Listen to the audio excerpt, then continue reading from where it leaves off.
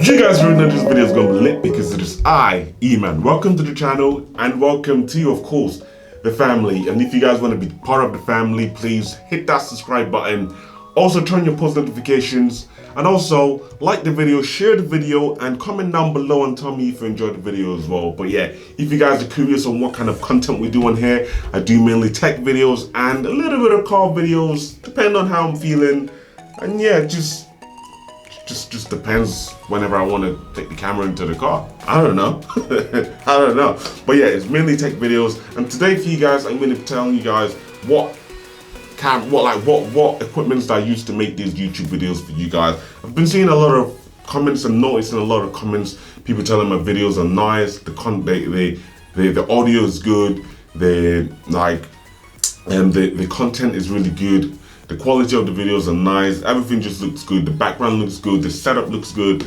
And yeah, I just thought, you know what, I'm gonna make a dedicated video telling you guys and explaining, you know, what I use to make these videos for you guys and why they look absolutely stunning. And yeah, I'm very excited. This is a video I'm very excited for. And I just want to give a big shout out to one of my loyal subscribers as well that always likes the videos, comments below, and you know, just gives loads of love and just an amazing. And I just can't wait because as the channel grows, I want to see him grow with me. So yeah, it's just gonna be really nice just seeing a loyal subscriber grow with me as the channel grows. I really appreciate it. And for you guys out there as well that are loyal subscribers but you don't comment or anything like that, thank you guys so much for watching, viewing and all that stuff. It really means a lot. But I'm sorry if I butcher your name, my guy, but I think your name is actually pronounced Faizan Salman. I'm sorry if I butcher your name, but yeah, it is what it is. I'm not very good with names, but yeah, shout out to him. He actually put everything in a nutshell, telling me, look, I need to create a video about my camera equipment and my studio, my equipment, why I make these videos. So that's what I'm going to do for you guys today.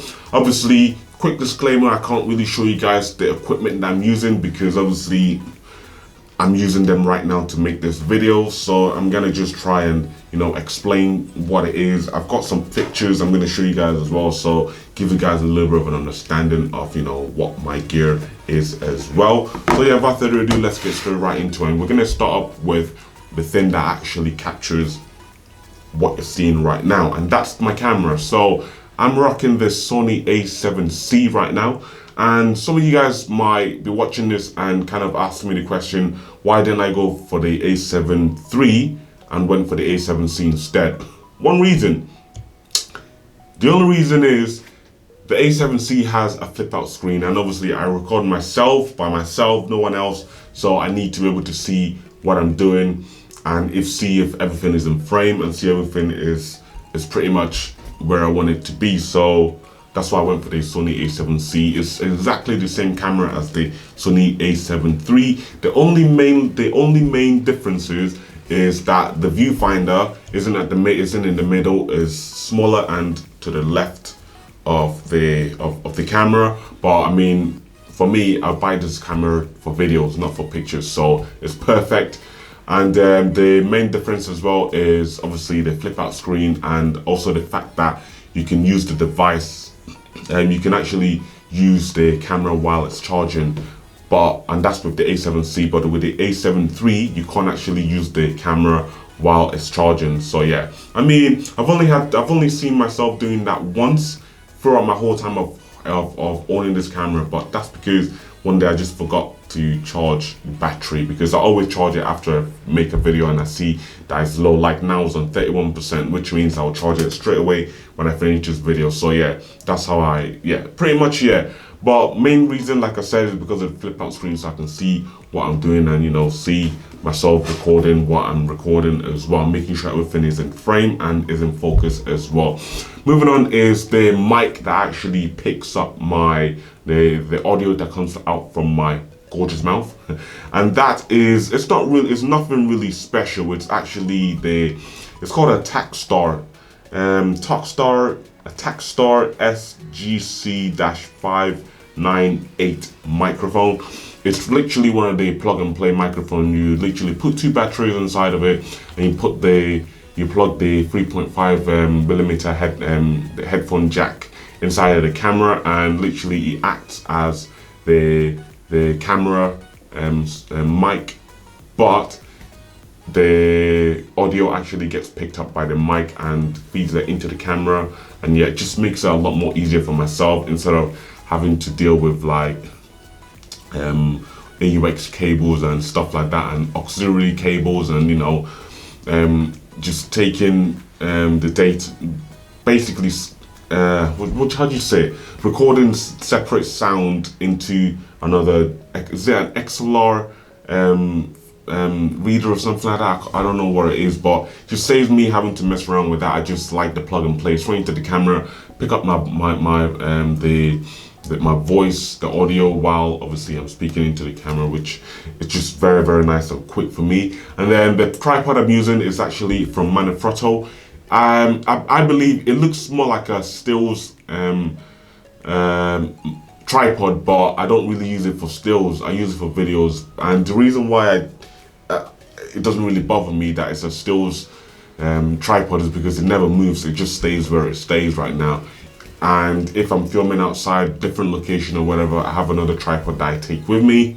That's more of a video tripod, but for now I just use the Manfrotto tripod in just one location. I never move it, because if I do, then I'll spend about a couple of hours trying to put everything in frame and, you know, set the camera back up, and it's just a pain in the ass. I'm just going to show you guys a quick picture of the camera and the mic, and yeah, that's it. That's what I'm working with. And for the lens is actually is a Tamron lens, which is it's the Tamron 20mm 2.8 lens. So as you can see me now, the background is a little bit blurred out, which is very nice.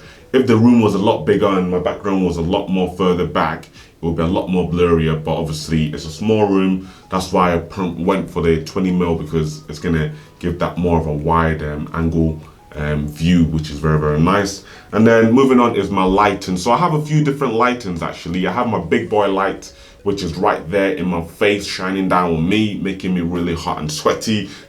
And that is the godox VL150. 150 meaning it has 150 watts of power, and that's how much light it can produce.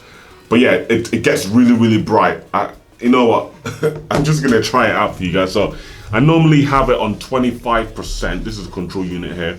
I always have it on 25%. But now I put it all the way to 100%. That's 100%.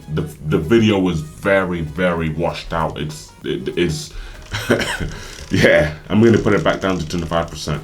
But yeah, the video is very, very, gets really, really bright, and yeah, it's just not good at all for what I'm going for. So I'll always leave on 25%. But yeah, it's an absolute beast of a light. It gets so bright, like I've just shown you guys. But yeah, it's awesome. Then I have this nice dome in front of it. It's 90 centimeters, about this big. It's massive. I kind of got it because I wanted it to kind of have me, light me up, and the desk up as well, because obviously I do unboxing videos and stuff like that. So I want what's on the desk to be lit up as well as me as well.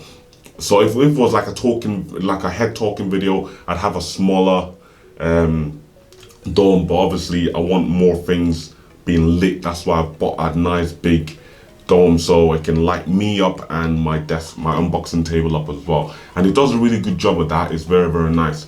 And yeah, that's pretty much it. I'm just gonna show you guys again what the lighting looks like, and the dome. So first of all, that's what the dome looks like. It's freaking massive. And then that's my light that I use right there. So that's the VL150.